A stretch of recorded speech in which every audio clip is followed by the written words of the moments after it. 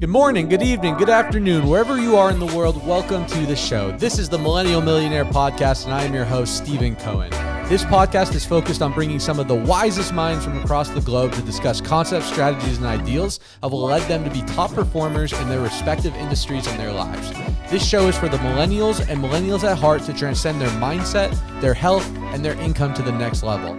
We are so excited to have you on this journey with us. Welcome to the show.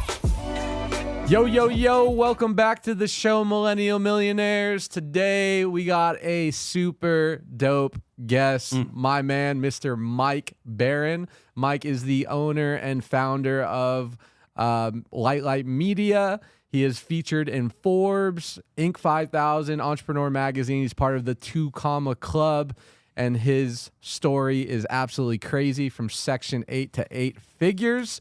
Limelight Media himself, Mr. Mike Barron. Thanks for coming on the show, dude. Thank you for having me, brother. Absolutely, I drove dude. 5 hours just for you, baby. I know you did. You Yeah. got the shades on, dude. You got the shades jewel. on, We had a little bit of an incident outside, but we made it happen. Yeah. Thanks for coming, dude. Yeah, Henry, the video guy, I'm going to call him out. He just crashed a little bit, but all right. It's like I got full coverage for the rental. Hey, it's all good. Always get the extra insurance, right? Get the extra. It's my fault, though. Yeah. Anyways. Mike, I know a lot of people know you online, dude. Yeah. You're absolutely crushing it on social media Yep. and your sales company. But tell the viewers a little bit about who you are, what you're about, and we'll hop into it, dude. Okay, 3-minute elevator pitch. So my name is Mike Barron. I'm a internet entrepreneur. I'm a 8-figure earner. I'm a high-ticket closer. And basically, the short of it is I grew up in Section 8 housing. So, government assistance. My mom had me at 16 years old. She was a single mom. And when I grew up, I was very fucking hyperactive. Like right now, you're going to find out I'm very low energy, very introverted, very quiet. But when I was young, it was a little bit different. I was very fucking just wild. I was the type of kid when I was in kindergarten, there'd be about 20 kids, 25 kids in the class. It's nap time, and I'm the only kid that doesn't take a nap. I'm the only kid that's like poking every kid. So when I was 5 years old, I just remember I had a parent conference meeting, and my mom was there, my stepdad was there, the vice president was there, the principal and vice principal. And then the nurse was there. Michael, go in the corner and read a book. I'm like 20 feet away. And they wanted me to take like drugs to calm my ass down. No judgment, but fortunately my parents, and my mom and my stepdad did not want me to take drugs. So I fast forward from kindergarten, 1st grade, 2nd grade, 3rd grade, 4th grade, 5th grade, 6th grade. Not a whole lot changes. I'm learning a little bit slower than most of the kids. I'm in the classroom and the teacher's talking like Charlie Brown, like rah, rah. I'm looking out the room. My nose is running. I'm just wasn't with the shit. I remember 4th, 5th, and 6th grade, there'd be about, 25 kids in the class right here. Teachers right here. I would have my own cubicle, and I would face the fucking wall. I was just a disruption to the class. So found out recently when I graduated the 6th grade and went to junior high, I had the bottom 5% test scores in the state of California for like the ASAT test. So, was a little bit slower and was a little bit crazy and was a little bit hyper, and a lot of people didn't understand, a lot of teachers and like my counselors didn't understand what the fuck was going on.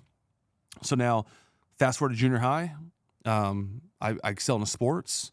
I was a wrestler. I played football, captained my team, and fucking did really good in sports. Now I'm in high school, 9th, 10th grade. Same deal, excelling in sports. I started getting good grades, 3.8 grade point average. Shit started clicking. I took like my hyperactive OCD into academics, and I'm like, damn, holy fuck, man, I got A's in every single class except for like X.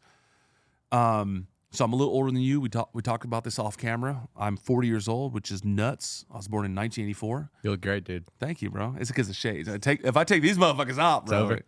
I'm gonna scare some people. Anyways, so now my influences growing up were Tupac. It was Blood and Blowout. It was Boys in the Hood. It was Don't Be a Menace. It was Snoop Dogg. It was American Me. So now at the age of 15, I'm kind of thugging. Okay, I was such a badass kid in junior high, class clown in the yearbook. My parents sent me to across town. They sent me to La Jolla. You know La Jolla, though? Of course. Okay, so I was a badass kid, and they sent me to La Jolla. So in La Jolla, I didn't fit in. I was like a sore thumb. So I'm like, okay, cool. Y'all don't like me? Cool. I'm like the gangster kid. And these parties you throw on the weekend, I'm pulling up with like my 20 badass friends from the hood. And if I don't want it, I don't care because I'm like coming through the door. So long story longer, I started, I wanted to be tough. I wanted to be a gangster. I wanted to be fucking respected, acknowledged. And I walked out of high school as a 2-time felon. We were robbing, we were stealing, we were fucking rolling around with guns. Was never a bad dude, but that's just what I was on. And I'll tell you in 1 minute, got out of high school. I was terrified to go back to jail. Went into corporate, had some a little bit of success in corporate, and became a president in a college at the age of 26. Who knew they don't do background checks? I had 2 felonies. And from there, I got obsessed with personal development, got hooked on Grant Cardone, started working at Grant Cardone's office at the age of 29, stayed there for about 4 months, came back, made $1 million in my first year in business, and I've kind of been like on a roll ever since. That's powerful. So I can fill in all the blanks, but that's just the short of it. That's powerful. It's so cool to me. You know, I have a lot of people on this show, all successful in their own respective industries.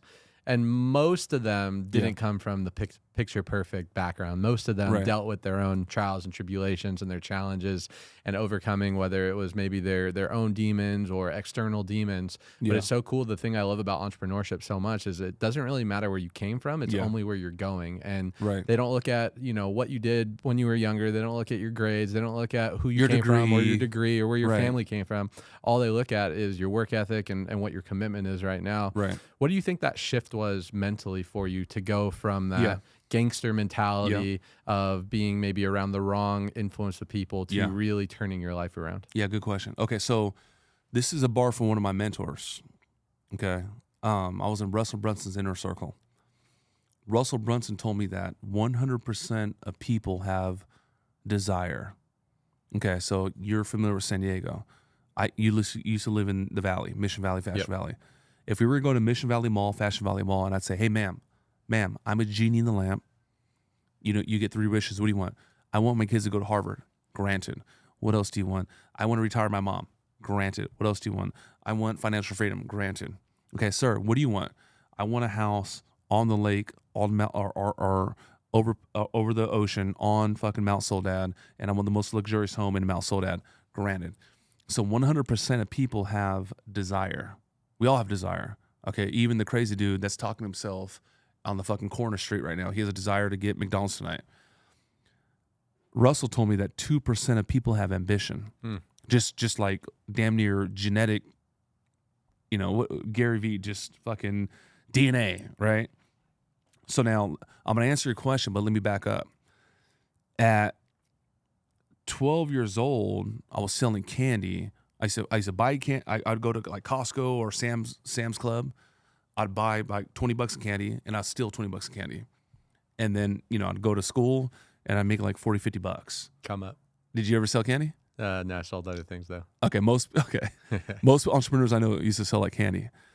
So I was doing that at a young age, okay, because I just wanted money. I remember being 13, 12 years old, and my stepdad, who just moved to Vegas, I'm like, how come we're not rich? Like, how come we don't have like Ferraris? How come we don't have a mansion? Like, how come we're not rich? And my stepdad was like, we are rich. I'm rich. His name's Richard. I was like, man, get out of here, bro. So I was always just like, I had that 2%, right? At the age of 15, I just wanted to make so much money. I filled out, I could not work in San Diego, California until I turned 16. So I filled out applications to Burger King, McDonald's, Taco Bell, KFC, Jack in the Box. And on my 16th birthday, the day I turned 16, I already had these filled out for fucking like weeks and months. On my 16th birthday, I turned them in. What's the point? I've always wanted to fucking get bread. I always wanted to get money. So now you fast forward to like high school, and I got a job. You fast forward to like high school, and I had a fucking team under me that used to sell candy for me. And what I'm saying is, I've always had that ambition. I always wanted it. You know, I worked at McDonald's. I wanted to become a team lead because if I become a team lead, I can make 15 more cents. And if I make 15 more cents, that means I can get a car quicker. And if I get a car quicker, I probably can get a girlfriend quicker or 2 girlfriends. So I've always had that fucking like that shit. The problem with me was that I wasn't thinking big enough. I wasn't thinking big enough. I'm like, dude, I could be a team lead. I work at the grocery store. I could be a meat cutter. I'm in corporate. I could be I'm a career advisor. I could become like a director. I'm a director now. I could become a regional. I'm a regional. I could be.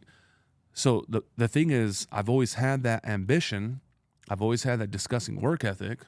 I haven't taken a lunch break fucking over 20 years, even back to corporate. I've always been an animal to this shit. The problem with me, I wasn't thinking big. So for all any, I know you have millennial young people that are either getting it, that want to get to the next, or people that haven't popped off yet that actually want to get it.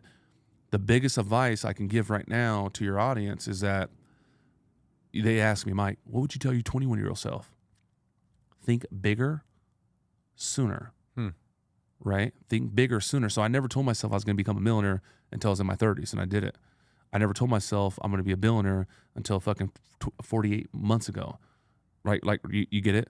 So the shift for me was I've always had the skill sets. I've always had the fucking DNA. I've always had the ability, the work ethic. I've always had the drive, the ambition, like Russell said.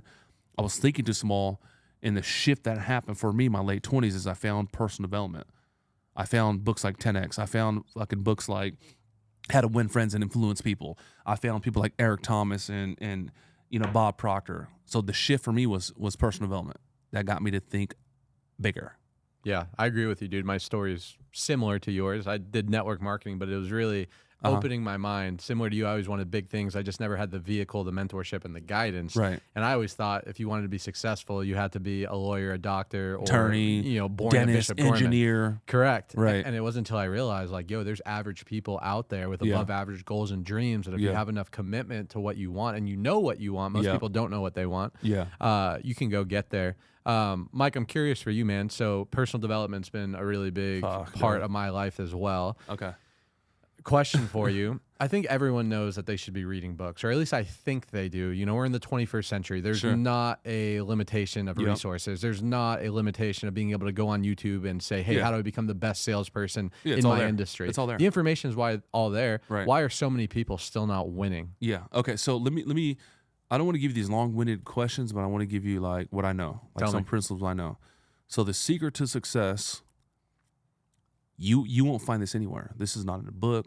Fucking Gary Vaynerchuk didn't say this shit. Russell didn't. I'm telling you, the secret to success is having the right information and operating on that information.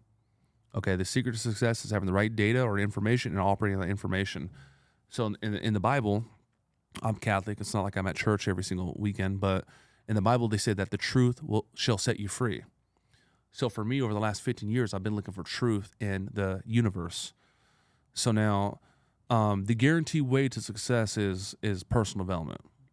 Granted, it's the right information. For me, it took 15 years, bro. I'm at the point where I'm making like 1.1, 1.3 a month, a million that is. It took me fucking 15 years to actually break through. So the guaranteed way is personal development. The quickest way is like proximity. Like, I don't want to go read the 10X rule for fucking 2 weeks. I want to like pull up on the homie, hang out with him every day, go do breakfast with him, go do gym with him, go do lunch with him, go see how he operates at the office, go do dinner with him, see how he operates with his kids. Proximity. That's the quickest way. So why? Okay, so now I have mentors right now. 2 mentors that changed my life. One of my big mentors that changed my life is a guy named Hector Lamarck. You know that name? Mm-mm. Fucking direct sales killer. He's worth about $60 million today. Shout out Hector. Shout out to Hector. I've listened to Hector for about 2 hours to 3 hours a day for the last 15 years, and I've never met him. My team's reached out to him, and I started about 15 years ago, so I'm 40, so 25. Every now and then I'll go back on those old tapes. I'm like, holy fuck, dude, I became Hector. My cadence, my thinking, the way I fucking move, the way I operate, the mannerisms. I'm like, what the fuck? I actually became that guy. What's the point? I never met him. What you said is there's so much information available. Another mentor of mine, his name is Tillman Fertitta.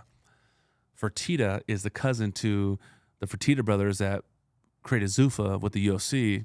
Own all the station casinos in Vegas. Right? Fertitta, right? Huge, Yeah. right? This motherfucker owns the Houston Rockets. Tillman owns more restaurants than any other restaurateur in the world. The guy's worth like $10 billion. He has like 30,000 employees. I've been getting mentored by a billionaire for the last 4 years or so, 3.5 years. I've never met Tillman. So now, what is the answer to your question? Like, dude, all the information's there. How come people don't do it? First off, not everybody needs to get rich. Some people, want to be happy and pay their bills and have a supplemental income, and they just want little, Ricky to go to the private school and whatever. So now I already have it in my goals. I live in the most luxurious home in Mount Soledad. I have a $100 million car collection. I own 20,000 investment properties. I make passively over $10 million a month. So just because that's my goals, it's not up to me to fucking judge and say, what a fucking loser. He quit. My ideal scene is my ideal scene. Jennifer Jones's ideal scene is her ideal scene. Ricky's ideal scene is his ideal scene. So that's kind of one. Number two is I don't think people understand how this kind of works. Like I have a couple 7-figure companies, and I have an 8-figure company. We fucked around. My car notes are about 30 bands alone. Whatever. I'm not bragging. I'm just kind of telling you how a Section 8 motherfucker kind of broke through, right? So for me, I'm not worried about me no more. I'm good, bro. I'm good. I'm not even worried about my kids. I am, but I'm not. I'm worried about my unborn great grandkids. When I graduated high school, I had to sleep at the fucking Mission Bay in a car. When I fucking became 22 years old, I paid rent late for 6 months, and I was hiding from the landlord. When I was 23, I paid rent late 3 weeks late on the 23rd. I'm about to get evicted, and I had to go see my real dad, and I had to go fucking kiss his ass. I never even knew the guy, and I'd go borrow money from him. I don't want my fucking great grandkids to go through that shit. So my responsibility is higher. So I'm just like, I'm making money. I'm saving money. I'm saving money. I'm investing money. I'm making money, saving money, investing money. Investing money is fucking the real estate shit that I'm doing right now. So I don't want to go across the street and get hit by a bus. My wife's sad because I died, but I already know what my wife would do. She'd start shrinking. The cars are going to go away. That $2 million house, which ain't shit, would go away. This fucking thing on my wrist would fucking go away. This thing on my neck would fucking go away because she doesn't have the same kind of data I have. However, let's fast forward to like 2 years, get hit by a bus. It's not going to happen, just saying. And then now my real estate could fucking pay my family $250,000 a month. She's set up. She's secure. She's safe. So why don't people fucking do the development if the information's there? I think everyone has their own shit, their own ideal scene. Motherfuckers want to become billionaires. Motherfuckers want to play Call of Duty. Whatever. No judgment. That's one. Two, I believe it's information. My thing is my responsibility is not about Mike or not even about my kids or not even about my unborn grandkids in 100 years. It's my team. And some people don't have that. And I feel like if they had that information, they might be less selfish, bro. Like, okay, you're good. You're comfortable. You want to be happy. What about your fucking unborn grandkids in 100 years? What about your community, motherfucker? So that's what I got to say about that. No, I love that, dude. We both, train, mentor, salespeople. We've been growing up in the sales game, and I agree with you, dude. When I see the people who come in and they say they're going to hit all these goals, and they actually do it, those are usually the people. That's why the reason for what they do is greater for them, greater than themselves. It's Purpose. not exactly. Or why? It's not to get a new car. It's not to get a new watch. All that are byproducts. Bro, we got to talk about that. Of it, please. We got to talk about that. Tell me. Okay, so I got a kid on my team, Trey. Did you meet Trey? I did. Tall guy, right? Tall guy, 6'5". He's 21. 21? I'm cutting him a check for about 70, 90K in a month. Okay, I mean, that's not that bad, bro. That Lamborghini out front, that was his, he had, nothing crazy, but fuck. Being 21 and have a $12,000 penthouse, it's not bad, right? Not bad at all. It's not bad at all, right? I checked his fucking ass a month ago because he's feeding my sales team bullshit. He's feeding them bullshit. Hey, man, keep working hard. We're going to get you $30K a month, and we're going to get you a Rollie. Keep working hard, and we're going to keep working hard. You're going to get an I8. Keep working hard, and we're going to get you a fucking, Instagram model girlfriend. Like, trust me, they're going to come. Keep working hard, and we're going to get you a fucking Skyrise. Keep working hard, and we're going to get you some Louis Vuitton kicks. That's cool, but the problem with that is that's a goal, and it's not a fucking purpose. Dog. If I wear a $50,000 chain and this shit, it's just this is just a uniform for me, bro. Trophies. It's just a trophy, bro. It's like fucking the guy at Starbucks that has the name badge. This is just a fucking uniform. So Trey is pushing fucking goals. Hey man, make 30K so we can go to STK every other week, every other day. And me, I push purpose. My purpose is to help those often left behind. My purpose is to free my family, my people. So if I'm fucking suffering, or if I'm going through hell, or if I'm stressed the fuck out, or if I'm fucking not feeling it, I cannot afford it. Like, take my arm, take my fucking right leg, and I'm gonna keep going because I'm on purpose. So now the reason why I tell you that story, because I had to check Trey, transparency, because he's like, go get these things. Dog, I know you've been through this shit. I lost 4 veteran closers in the last 4 weeks, each one producing north of 150 a month cash collected. And the bigger ones are producing anywhere from 400 to 500K a month. So I'm almost out. I'm not out. I got to make up for almost $1 million from these 4 guys. So why did I tell you the big story? Let's say Kevin. We might want to bleep that out. That little fucking motherfucker, Kevin. Kevin, what did he do? 3 years ago, Mike, I'll do anything. I'll sleep in the house. I'll work 24 hours. I will fucking devote my whole life to this. I'll get a tattoo of my fucking your name on my face. Now you fast forward to 2 years ago. You've been in the 2 years. Now that son of a bitch is making 30K a month, and then 40K a month, and then 50K a month, and then 55K a month. And guess what happened? He has a rollie. Guess what happens? He has all the designer gear. And guess what happens? He has a pretty girlfriend. And guess what happens? He has the fucking skyrise. And guess what happens? He's making all this fucking money, and now he's just like, yeah, I'm kind of burnt out. And that's happened so many fucking times with me, dude. That happened to Casey. That happened to Spray. That happened to Jay. That happened to Abram. That happened to fucking Chris. It's happened so many fucking times because they're chasing the wrong thing. And for me, I'm not gonna grab a Lamborghini and be like, yeah, I'm not really feeling it no more, dude. Because I'm chasing something different, bro. I think that's huge for people to really understand. You know, I've heard this and I believe in it. I think there's 4 levels of motivation. You know, the first level is survival. Yeah, right? At the very lowest level. 18, 17, you are working to survive. You need to pay your bills. You need to take care of yourself. You need to feed yourself, feed your family. Shelter, whatever. Shelter, right? You're motivated to survive. Thankfully, most people get out of that eventually, especially even in America. Right. You know, we have all this amazing. Then the next level is materialistic. You're motivated by watch. You're motivated by car. You're motivated to go take your girlfriend out to sushi 3 times a week. You're motivated by all the materialistic thing, which is fine. You have to go through that stuff. But like you said, it's not going to lead you to true consistency and sustainability. It's not, bro. The third level, which I think me and you can both agree with, is financial freedom. You're motivated to create a lifestyle that you don't need a vacation from. You know, to literally do what you want with whoever you want with whoever you want. Yeah. I don't know about you, Mike, but I'm in a situation where I've done pretty well. But if solar business went down tomorrow, I can't go chill in Bali for a year, 2 years, and sustain my lifestyle, right? So I need to create a life where, regardless if I'm there or not, I could sustain that. And then finally, the 4th level of motivation. We know people. You've been mentored by people. You've named a few, right? The Ed Milet's, the Grant Cardones, some of these big dogs. Billionaire, the big dogs that they have enough money where they could do whatever they want with whoever they want. Right. Why are they still grinding harder than most average people? It's crazy. It's legacy. It's impact. It's creating something that's going to long last there. What do you think about that? I think it's inspiring. You know, I'm 40. I like to still think I'm relatively young. Bro, next week I'll be in Miami. You know, the next week I'll be in Virginia. I have a 13-year-old. I have a 3-year-old. I have a 7-month-old. And I'm just fucking turned, bro. 24/7, dude. I woke up today in Vegas at 4 o'clock. Went to the gym like fucking just past 5. I'm a fucking... So, but that's cool. You know, I may be like a little baby baller compared to like what GC or Ed Milet's doing, whatever. They're older than us, but whatever. I'm going to fuck them up anyways. But it's inspiring, bro. Like, imagine Grant. That motherfucker must be about 65 now. And he's still creating this shit. It's inspiring. It's very inspiring, bro.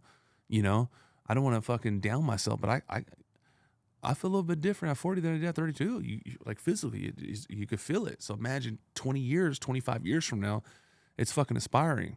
But it's all purpose, bro. Those guys are led by purpose. They know, like, we have a finite time on this planet from every fucking person, from fucking Abraham Lincoln to fucking Steve Jobs to Moses to Jesus Christ himself. It's like we have a finite time, and I think those guys are just, they, again, what I said, I feel like they know they're good, and it's like let's think bigger than those guys. Elon, okay, Warren Buffett. What the fuck is Elon? What is Zuckerberg doing right now? What is Elon doing? It's like, what is the impact that I can make on this planet? So to me, that those are the motherfuckers I look up to. You know, like in this internet shit that I'm involved with, I'm like listening to, you know, these two Comla Cup people, and I'm listening. I don't even want to fucking say no shit, but I'm like, I'm listening to wrong motherfuckers, bro. I'm gonna go listen to Elon, bro. That's the guy.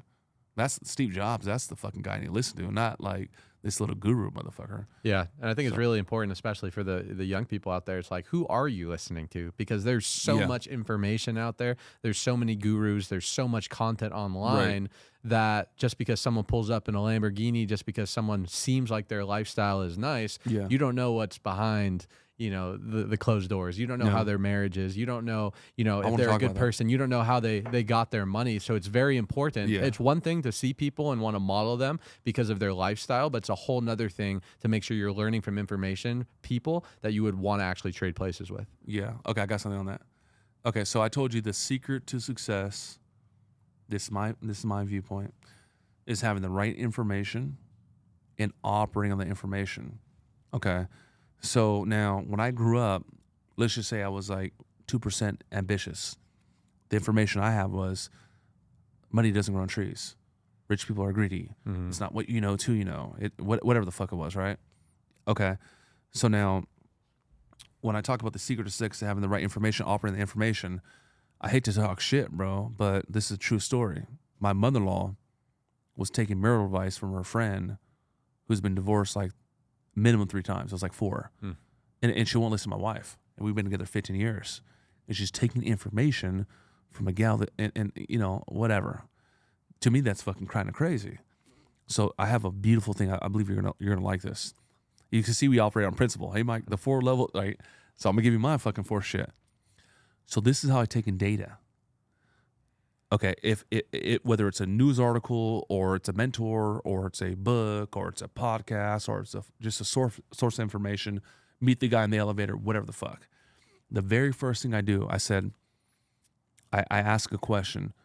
What is the validity of the individual? Is this guy a crackhead? Is this guy fucking, does he snort shit in his nose? Does this guy beat his kids? Or is this guy decent? Is this guy ethical? Is this guy fucking a decent human being? What is the validity of the individual?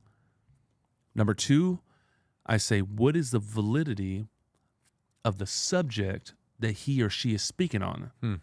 Okay?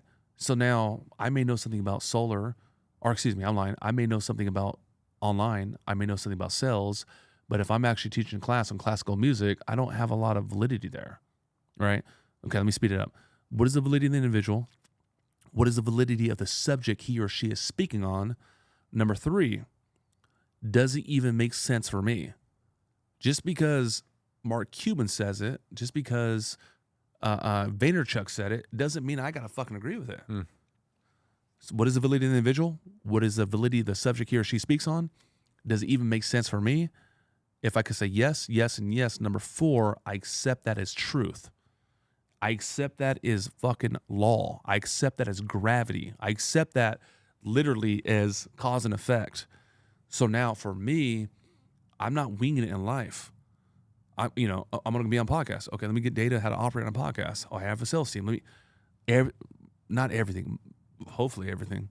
Most of the shit what I'm doing today as a husband, as a dad, as a business leader, as a mentor, as a fucking podcast motherfucker, as a social media person, as a person that's part of a community, most shit I'm looking for is just information and data, whether it's obtained from a coach or a mentor or a book, or I'm just learning my own life, and I'm just operating just like on principle. Oh, I've seen this before. Oh, 4 guys left? Okay, cool. Well, that happened 18 months ago. So last time we did this, and this has happened, we got this result. Cool, let's just do it again. It's like a fucking computer, bro. It's weird. No, it's well said, dude. And I want to kind of highlight what you just said. Yeah. Self-awareness, I think, is really important. Yeah. to kind of piggyback on what we just talked about, it's one thing to be a carbon copy of everyone you see online, but that's not going to get you to where you want to be, because if you're not being, especially in sales, if you're not being authentically yourself, if you don't know what makes you tick, if you don't know what your values and your desires are, you're going to be taking this formula and you're going to be missing some of the main ingredients because 100%. you only know what that ingredients are you.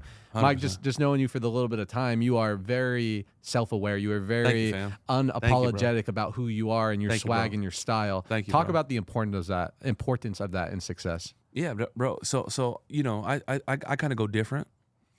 If you go look at my sales academy, to me it's art. It's expression. I can go through the motion. I can do the 5-step sales process. I can sign you up. To me, it's expression, bro. Hopefully I give you a decent podcast, You're crushing. Thank you. I can come here and just fucking, hey, here's my principles on success, and here's my 5-step sales process, and here's how you actually scale up. And like, dude, no, fucking, I know my arm is right here, and this arm's here, and fucking 5 minutes go. It's expression, bro. These glasses are expression. It's all art. I'm a wannabe rapper. Okay, that that's a rap, right? It's all expression. So like, what I did with my mentors is that I said GC about 4 times now. In corporate, it must have been 2010 and shit, what was that, 24, 25. I was listening to his shit so much. I was going to sleep to his audio so much. I turned my car into a university so much that I was in corporate and I was talking like a middle-aged white dude with a southern accent. Literally, I would be like Urier. I started talking like him. So, which is fine. It's called operating on a via. So if you ever like grew up, you had an older brother or an older sister, or you had an older cousin that was cool as shit, you'd almost like kind of like, okay, cool. And then you get around your friends and you almost act like that. It's called operating on a via. But then after, what needs to happen is you need to come back on. Like Mike needs to show back up now. I've been acting like this for fucking a year. Now I need to come on with my expression, with my swag, with my fucking rapper, not rap like a candy rapper. You know what I'm saying? So, dude, it's very important to be yourself. It's very listen, bro. I'm telling you right now, dog. We're gonna hang out next time. Gonna SD hang out. You're gonna be like, what the fuck? The way he was talking on the podcast is how he's with his 3-year-old. The way he's on the podcast is the same way he was with his wife. The same way he was on the podcast and his wife is the same fucking way he was with John Pena. John Pena and him had a disagreement. He handled. So to me, that's freedom. I was in corporate, bro. I was a 29-year-old college president. I used to fucking wear, like Hugo Boss and shit, and I always felt fake. Hey, Mike Barron, good to meet you. Whatever. And I'd go home with my baddest friends would smoke weed. I haven't smoked weed in a decade. And I felt fake. So now what I want to do, bro, I just wanted to be me. I want to be me here. I wanted to be me on the plane. I want to be me in the fucking limo bus. I want to be me at the fucking win. It's dude, how like, if you can't fucking be you, bro, that's a problem, man. Yeah, and you're consistent. Too many people aren't consistent in how they show up in different areas of life. It's too hard to keep up with, man. 100%. And I think the reason that you're able to be like that is because you're someone that keeps the promises that they made to themselves. You have self-trust. Thank you, because bro. when you say you're going to do something, you've done it, and your career is a reflection of that. So thank you, man. Mike, let's talk about sales for a little bit. You're the sales guy. I know Let's you're the digital online guy, but like you said before the camera, at your DNA, you're a sales guy. Let's go. What does it take to be an elite closer in the 21st century in 2024? Yeah. Okay, so that's a really good question, bro. So like, I got Trey Toner on my team, does what, $40,000 a day. I'm cutting his ass a check, 70, 80. I got a guy, Ruli, who's a construction worker, and he's making about $40K a month and just bought a brand new Porsche or whatever. Like, how do those guys fucking do it? Here's a bar, bro. I bet you never heard this. The motherfuckers that get rich the quickest are the ones that have to be told once, right? So imagine you meet a sales kid and you give him play. And he's just like, yo, Steven, I did what you did yesterday. I knocked on the doors, bro. You're not going to fucking believe what happened, bro. I already got fucking 2 pre-qualifications or whatever you call it. Like, you love that kid. You want to pour into that kid. And then there's another motherfucker that been there a month. He told the same shit 4 fucking times. He's like, yeah, what was the thing you told me about? And it's like, at this level, bro, we don't got time, energy. It's, So, how do you become a fucking top salesperson? You got to go study the greats. Okay, the people that molded me were Tom Hopkins, Grant Cardone, Brian Tracy, once again, Hector Lamar, go fucking study my ass. Dude, you got to be a student. You're not going to be a black belt unless you fucking put in the work and you actually go study. So to me, that's number one. You got to go find a guy that has what you want. If your guy is me, if your guy is Steven, if your guy is Grant, if your guy is fucking so many other online coaches, go study that person. Go do that. I would say the next thing is you got to do sickening amounts of personal development. Turn your car into university. Go to sleep on fucking, go to sleep on fucking material. Take a shower with a Bluetooth speaker. Drive to the office. Drive to the fucking warehouse. Playing the shit. You got to think like that. Talk like that. But there's something else that I bet no one's ever told you. Me teaching you how to become that person is more important than me teaching you that thing. So me teaching you how to become that person, the beingness, the thinking, the doingness, the mindset, the fucking whatever, the mode of operation, me teaching that is way more important than me teaching you how to handle objections or 5-step sales process or how to fucking follow up or how to like how to get an appointment to show or how to do tie down. Like me teaching you how to become that person is more important, bro. It's way more important. Henry, my videographer, he's not even my videographer, he's my brother. He geeks out. I've been with him a year and a half. Every time I travel, he goes with me, and the team's back in the office. He can't believe I go to a fucking, a restaurant, and they're like, yeah, sorry, the table's an hour and a half. I'm like, hey, listen, I'm with you. I know it's an hour and a half, but the truth is, this is my favorite restaurant, and the truth is, my brother's here. I told him how amazing it is. We actually have a podcast in an hour and a half. So let me ask you a question. How can we get in now? I put it on them, and he does what the mind does. Tries to solve problems. So you're trying to get in right now? And I'm like this. Okay. He leaves. I wink at him. He comes back. He's like, okay, just the two of you guys? Okay, if it's just the two of you guys, then you can come in. Because he tries to validate himself. Sure. Right? But it has nothing. Yes, that sells. Yeah, for sure. Right? I'm fucking so certain I'm going to blaze this podcast. I'm so fucking certain I'm going to go to that fucking thing and not wait in line. I'm so fucking certain I'm not going to get a red light. I had to become that person, bro. I had a fucking dog. I was paycheck to paycheck. I was homeless. I lived in a fucking car. I was fucking like negative. I got a flat tire for my fucking used tires, and I was crying. Like I had to become that person. Sales is good. Like B Money, he knows the sales. You got to become that fucking person. You got to do mindset tuning. So I would say, work on your mindset. Go study the fucking grades, whoever that is for you. Go follow me on Instagram, the Mike Barron 1. Get my free shit, and then you got to add some skill. You got to add some skill. I'm talking a lot. I'm on a podcast. The pros are the ones that fucking ask questions, guiding questions, that fucking listen, help people make mind decisions that are good for them, and they fucking not only close the fucking deal, okay, they actually have incredible service after a lifelong relation. There's so much we can talk about sales, bro. No, I agree, dude. I agree. We can talk all day about sales, but what I'm curious about, Mike, is obviously you got your start in sales with Grant Cardone at Grant Cardone's office. That's right. What was that transition I gotta like tell you about that. for you, going from being Grant Cardone in his sales office as a salesperson? Okay. Tell me about that experience, and then the transition over to now running sales teams, organizations, and companies. Okay, I'm going to answer that, but I want to go back one. Because I feel like you're going to I think you'll find this interesting. Tell me. So when I was in corporate, I was a bad motherfucker. I was a career advisor. It's like 250 people there. It's the for-profit education, Kaplan College, UEI College, Intercoast College. Hey, Maria, what are you doing? I'm going to UA College. For what? To get a medical assistance degree. You can do it for 8 months. Like the fucking medical building school, right? So I was working there. So within the first month, I became top dude out of 250. So I was just crushing, broke every fucking record. Light work. It's stupid, right? It's Thursday. Is it Friday yet? It's fucking 3 o'clock. Man, is it 5 o'clock? And I was just this young kid, was just like fucking, let's fucking go, right? Hungry. Listen to Grant Cardone and shit. So I went from that position to a director in a year, to a regional, to I was just murking everybody. So here's my preface, bro. I went to Grant's. I was 29 years old, just over 10 years ago. I told my wife, I was like, I'm going to fuck everybody up. I already knew who Steve Spray was. I already knew who Robars was. I already looked them up. I was like researching them for like weeks. I was like, I'm going to fucking kill all of them. And when I showed up, bro, I got my teeth fucking kicked in. It was hard, bro. Slice of humble pie. These guys were more skilled than me.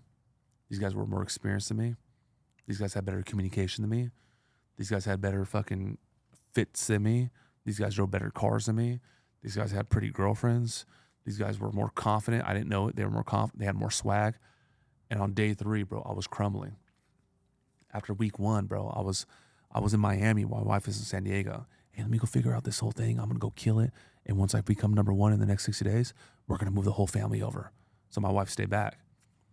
After week 1, bro, I only lasted 4 months. After week 1, I was like, I wasn't physically crying, but I was basically almost crying. Like, Diana, it's so hard. These guys are better. You don't even understand. There's a fucking guy that fucking made $40,000 a day. I made nobody. Like, literally, bro, it was hard, dude. I never looked at myself like that. In my neighborhood, I was like pretty popular guy. In my junior high, I was a pretty popular guy. In my football team in 5th grade, I went to Grants, and I was like the quarterback that was the man that came from a little town that went to the big university and just got fucking humbled. It was hard, bro. It was so, I was suffocating. I was driving to the office and I was just, oh, fuck, there's a building. Okay, I guess we're doing this. And it was hard, bro. And very few people know that story. So I went there and got my ass whooped. And Grant picked me up a couple times because he see me walk into the office, seen him in the elevator. He was very active at the time. He'd pull into the boiler room every 3 days.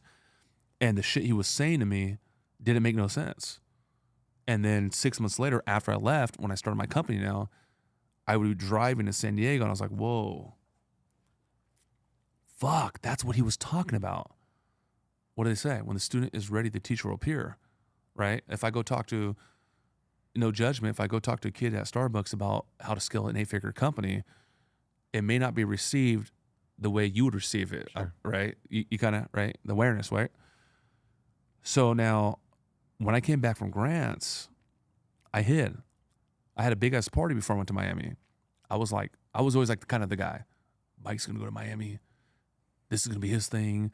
He's going to be our guy that goes off and fucking, he's going to be the man. It was like the small town boy that's going to go off. And when I came back, I didn't become that guy. So I hid for about 6 months. None of my friends, none of my homies knew I was back in town. I was like an ostrich, bro, and head in the sand. I was just introverted, embarrassed.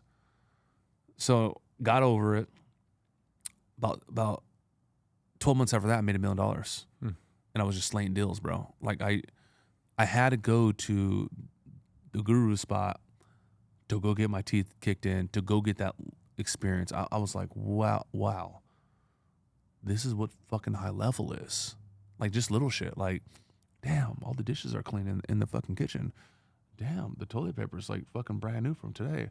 Holy shit, the front desk. It was, and this was 10 years ago. I wonder what he's doing today. Yeah. It was intense, bro. No, I appreciate you sharing that story because a lot of people see someone like you. They have the cars, the watches, the lifestyle.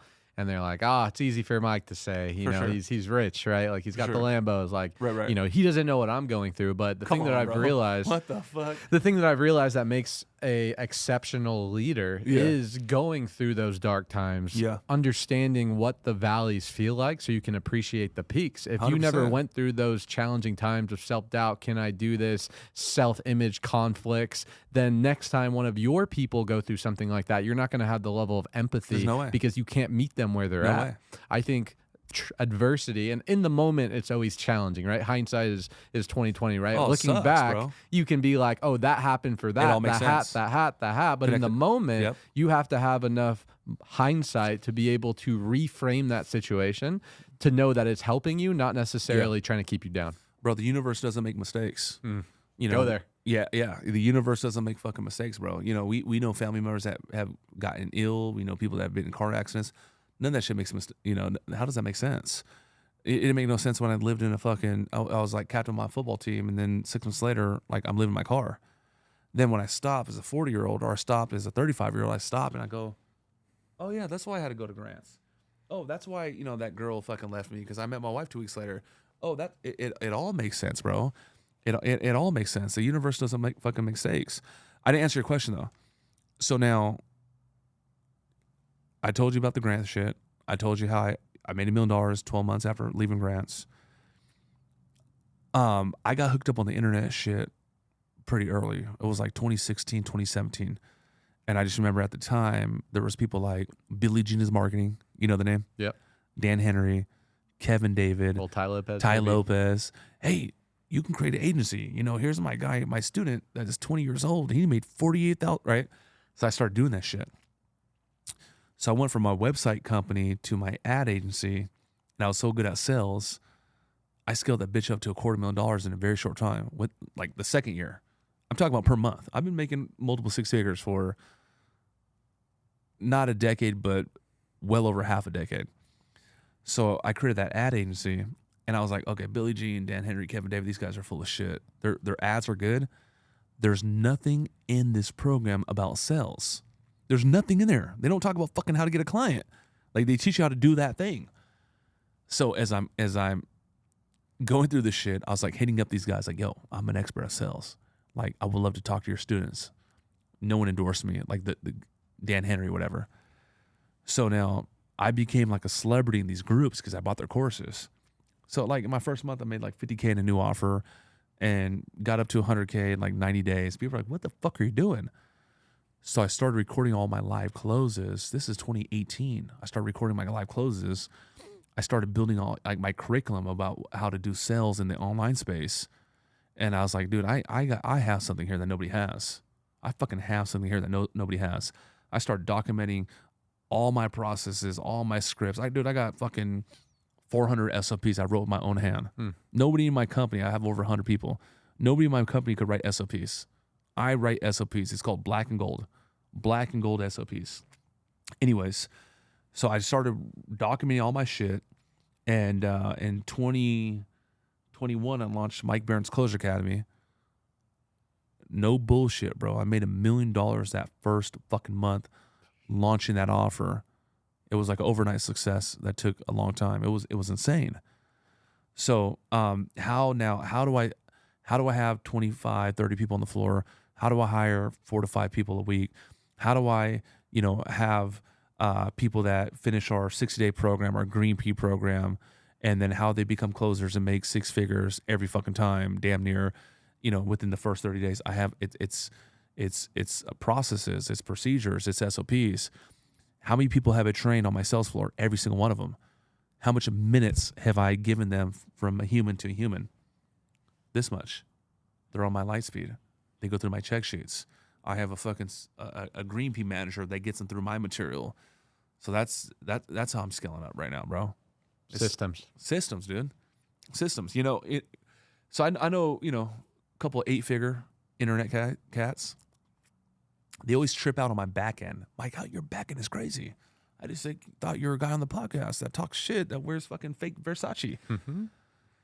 When I was 16 years old, dude, I worked at McDonald's on Balboa in Claremont. My first day, I had to go to Convoy Street, and I went to Hamburger University. And in my first fucking moment on Convoy, I had a big old headset. In 1966, Ray Kroc knew he had the world's delicious hamburgers, and from humble beginnings from San Bernardino became now what is 40,000. I'm listening to this shit. That's day one. And then day two, I'm doing food handling and cashier drilling. And then at the end of day two, what I have? I had a food card. I had slacks. I had shoes. I had a polo. I had a name tag. I knew my schedule. I knew how to do cashier and customer service. Ray Kroc did not train me. The guy who owns that particular franchise didn't train me. So these are weird little lessons I was getting at like 16 years old. So now I train every fucking person on my company. Bro, I have 8, 9 people that do my Instagram. I have 4 editors. I have 25 people that do sales. I have 6 people in treasury, count receivables, counts payables, asset control. I have quality control. I have people messaging you to get on this deal. And I told him, like, dude, I met my bro. He's a fucking fantastic guy. We'll love to go see him in Vegas. That wasn't me. What's the point? I trained every one of them. And I've given them this much time. I talked to 5 people on my team. John Pena, Trey Toner. I talked to Henry. I talked to Nicole, my inner circle director. And I talked to Mark, who's the number 2 in the company. And I have hundreds of material internal for each fucking department. And it's all internal for my team.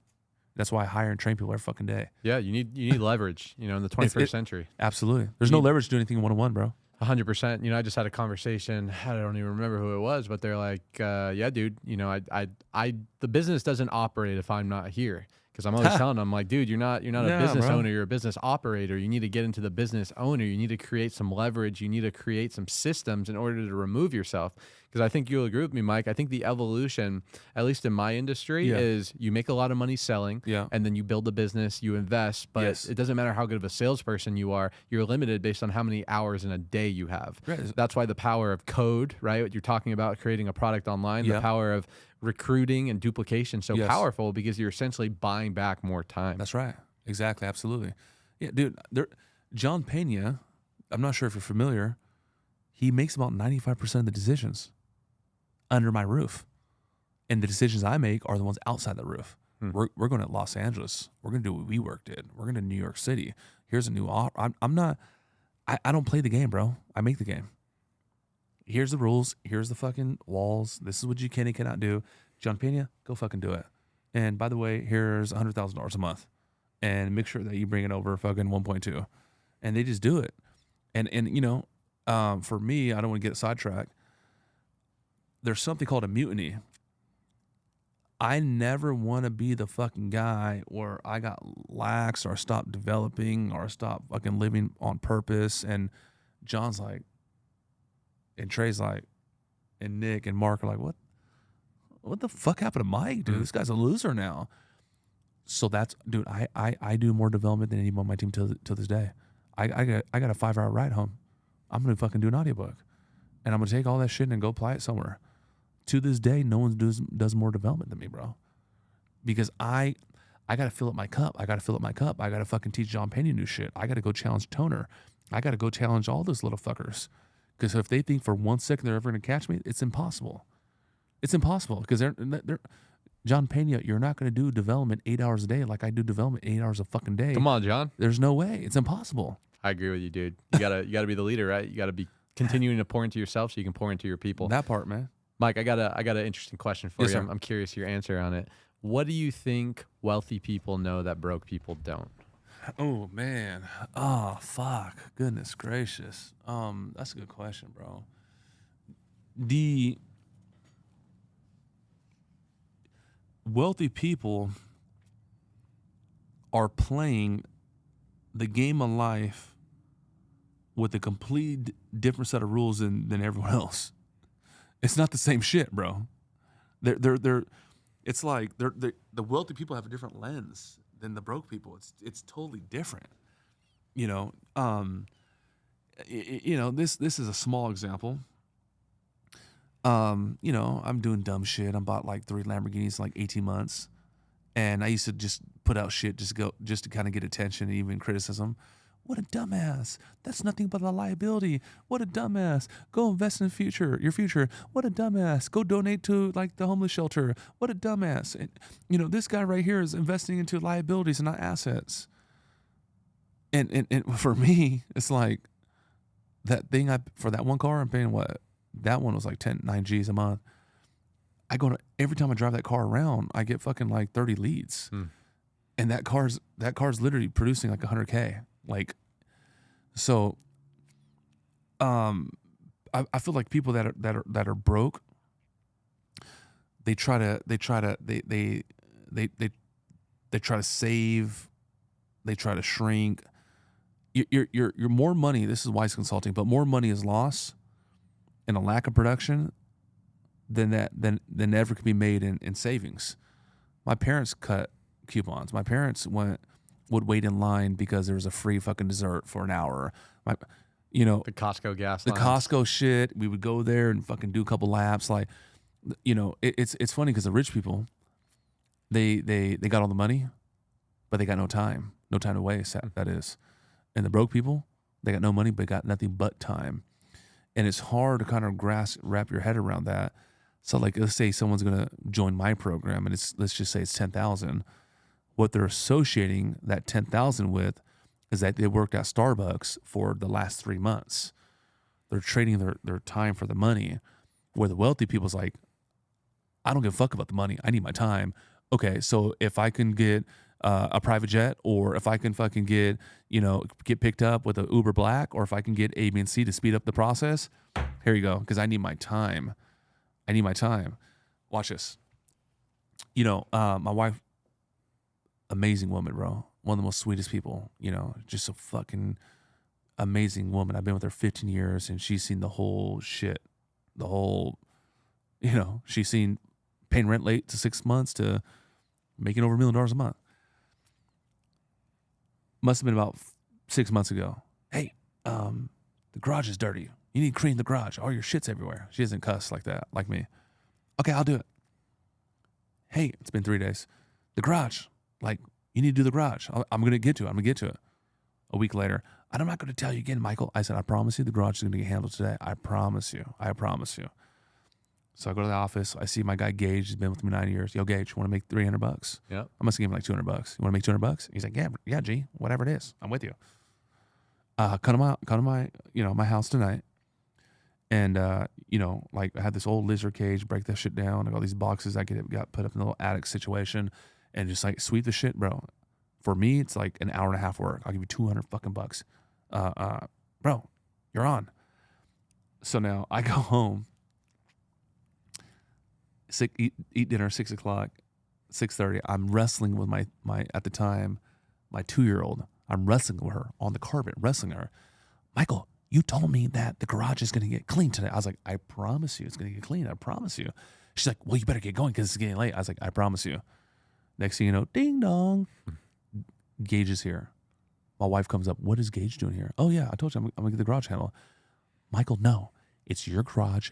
It's your mess. It's your responsibility. Gage is not cleaning your shit. She doesn't cuss. I was like, no, he's going to do it. We worked it out. She was pissed. What's the point? It's a different view. I want to go wrestle my 2-year-old. I want to go do some development. I want to go check on my fucking 12-year-old all the time, see what's up with her 6-period class. I want to go I want to do what I want to do. I don't want to go fucking clean the damn garage. I'll give you $200 to clean the garage, Gage. And he did it. And it took me almost a week to break my wife's limiting belief. It's not worth an hour and a half or 2 hours for me to go do that. It's just not. I got to go produce. I'm making fucking $5,000 an hour, $10,000 an hour, literally. Here's $250 to get my time back. I did a good deed for my boy, but what's the difference? I think it's a big shift. I remember Pat and Oscar's Mission Valley. There was a Ebola or some shit breakout. It was a Salmonella breakout. So as a PR campaign, they changed the name from Pat and Oscar's to O's. Everybody gets fucking free lunch. I lived right there on the balcony, bro. It was an hour and a half wait. I don't want to wait an hour and a half or $15 for my fucking chicken sandwich. I want to pay $15 and a good ass tip so I can get my hour and a half back. So I want to say that's the biggest one. Another thing I just know, and I was hanging out with Albert Preciado last couple of weeks.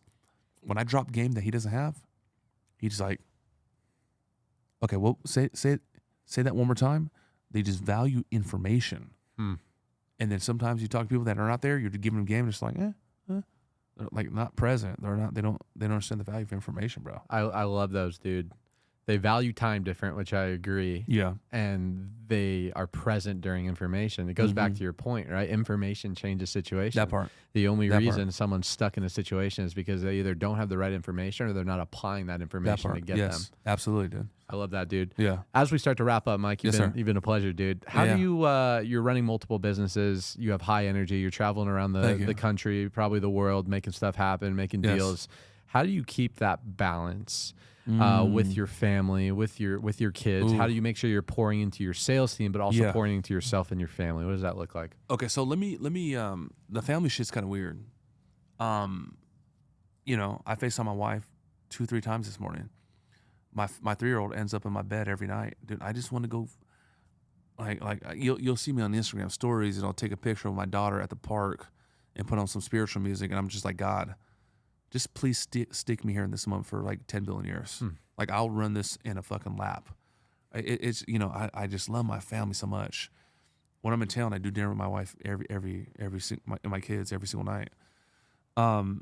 So if you want to get to the next dude, you're gonna have to give up something. I learned that from a billionaire. And for someone here watching, it could be weed. For someone here watching, it could be fucking procrastination or video games.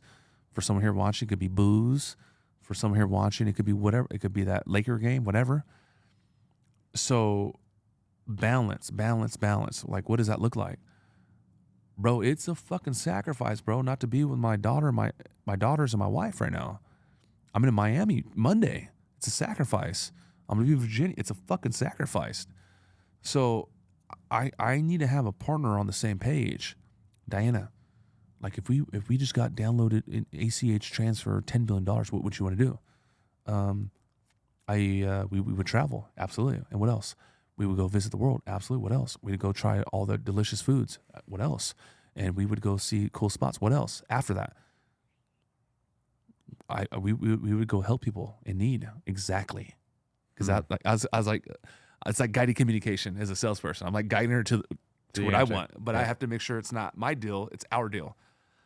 So my whole shit is, my purpose is to help those off left behind.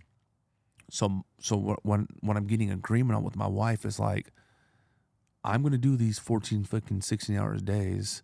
I'm going to fucking be, traveling like a motherfucker. I'm going to be doing these things where I may not have time with you.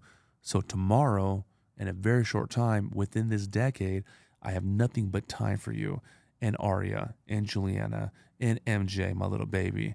So like right now, I'm running out of time. I already ran out of time with my grandma. She passed away 2 years ago from cancer. It fucking hurts me because I was like, fuck, dude, I was so close of having her in Mount Soledad in the guest house. Like, fuck. So now I'm sacrificing today. So tomorrow we got nothing but time for each other. Make money, save money, invest money. So that's what I'm on is just paying it fucking forward right now today, so that tomorrow I got nothing but time for whoever, and I got freedom. I'm fighting for freedom right now, so I'm willing to fucking suck it up today. That's what I say about that, man. I love that, dude. Yeah. Buying back time, baby. That's what successful people do, Yeah. right? Poor people, they slave away. They trade their time for money. Rich people, they're willing to trade their money for time to buy that back. And, non-refundable minutes, dude. It's the one thing we can't get back. I got to give you one last thing. Tell me. Okay. I bet you never heard of the 4 levels of value. Okay. Whatever you want to talk about it, but we can end here. Whatever you want. So we know that the value you provide to a market, equates to the money you make, right? You want to make more money, provide more value. Like Elon Musk, I just talked to my Ferrari guy, and he's like, it's the biggest automotive company in the world. I was like, what? That's the biggest? Holy shit. That guy, now everybody's following suit. Everyone's going solar. It's a good deed to the planet, right? You're a solar guy. Fucking Jeff Bezos made it possible for me to, oh, shit, I need diapers. Oh, I can have it at 4 o'clock today? Click. Mm-hmm. You want to make more money, provide more value. So there's something called the 4 levels of value. Okay, so for anyone watching, you want to make more fucking money, you want to get rich, there's 4 levels. The very first level of value, okay, it's like a staircase. 1, 2, 3, 4. The very first level, it's called implementation. And what implementation means, it's the person doing that thing. It's the person that served you Starbucks this morning. It's the guy that gave me the little Italian pizza. It's the person that goes to my house every other Tuesday and trims the hedges, mows the lawn. It's the person doing that thing, the cashier, the back, or whatever. We don't judge that person, but that's the lowest level of value in the market. And the resource one uses at that level is their muscles. Like, I have to bag groceries for you. I have to mow your lawn. I have to fucking, trim your hedges. I'm an appointment setter. And the average income at that level, it's like minimum wage to 80K annual. The second level of value, okay, it's called, so we have implementation. The second level of value is called unification. They don't do that thing, but they are responsible for making sure that person does that thing. It's the manager. Okay, I work at Denny's, but I'm the manager. I do the hiring, I do the schedule, I make sure your ass shows up on time, I make sure customer service is on point, I deal with complaints, I make sure that when you ask for time off, whatever. On average, the manager at Starbucks or the manager at Petco or the manager at fucking Denny's makes more money than the implementer. The manager at Petco makes more money than the cashier. Okay. So the resource one uses at the second level of value, they use their management skills. So that person's going to make, it's like 80K to like $250,000. It's a second level of value. It's called unification. Okay. The third level of value, or the second highest level of value, because there's 4, it's called communication. This is, at this level, okay, you use your words, written or spoken, to make money. But not from my mouth to your ear, from my mouth to like your heart. It creates some sort of change, some sort of shift. I was shook. I never voted for a president. I don't identify as Republican or Democratic. But when I seen Barack Obama when I graduated high school, I was in tears, like, well, holy shit. When I first seen Eric Thomas, I was like, holy shit. When I first seen GC, I was like, holy shit. So at this level, it's called communication. So we have implementation, unification, and communication. These people here, okay, they make anywhere from, let me look at it. It's 100K to 100 million. This is your author, playwright. This is Leonardo DiCaprio, actor, actress. This is a closer, a sales professional. I'm not using my muscles to make money at this level. I'm using my fucking words, my communication, verbal, right? So we call this communication. So I'm gonna give you the last one right now. We have implementation, we have unification, we have communication. The fourth level of value, it's called imagination. At this level, you're making 1 million to a year to over billions. Okay. There's 2 resources at this level to make money, unlike the other 3. The resource you make money here is you use money to make money. Oh, I fucking saved fucking $3 million this year. I just bought an apartment complex. I use money to make money.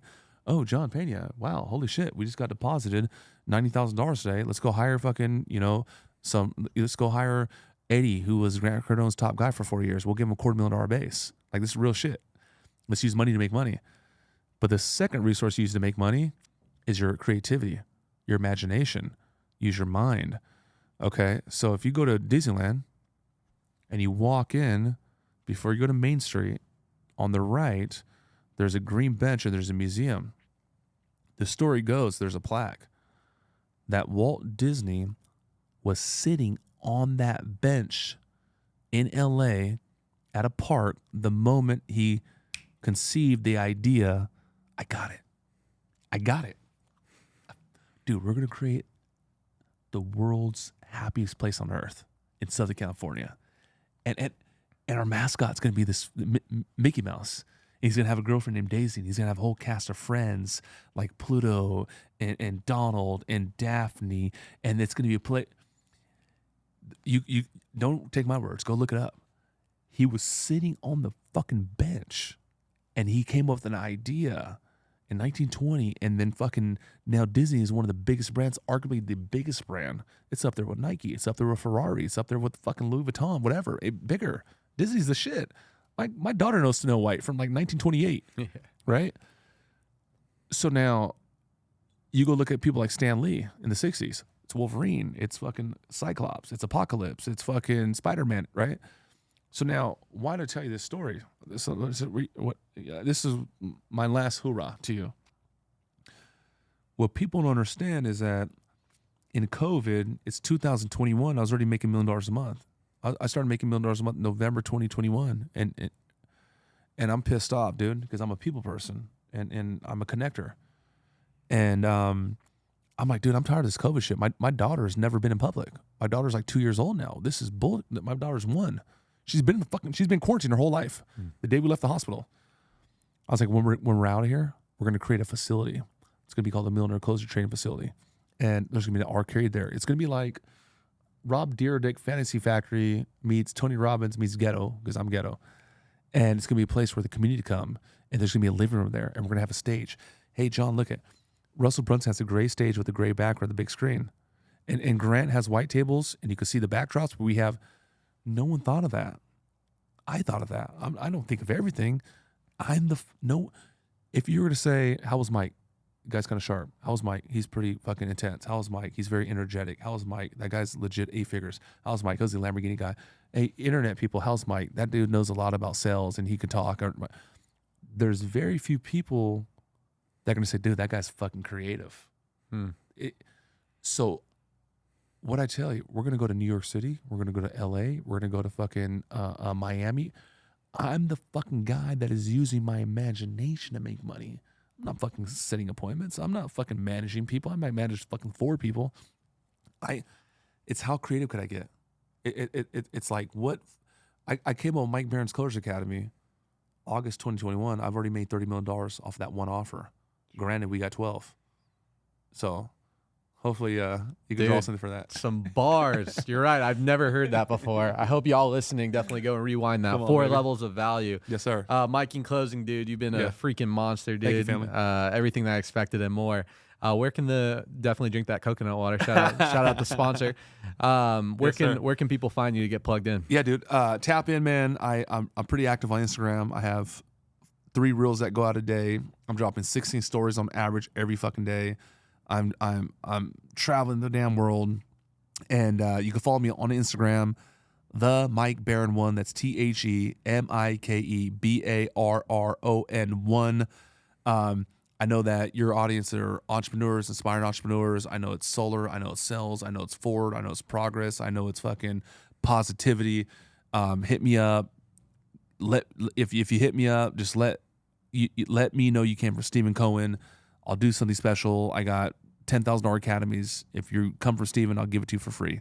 You just got to reference that, and that's just pretty much what it is, man. Dude, I appreciate you. If you guys an SD, you definitely need to go check out this guy's sales office, man. They're a bunch of savages out there. Tap in, baby. Absolutely. Guys, another freaking solid episode. We will see you guys on next week. As always, stay great, stay grinding, stay crushing, keep crushing. Peace.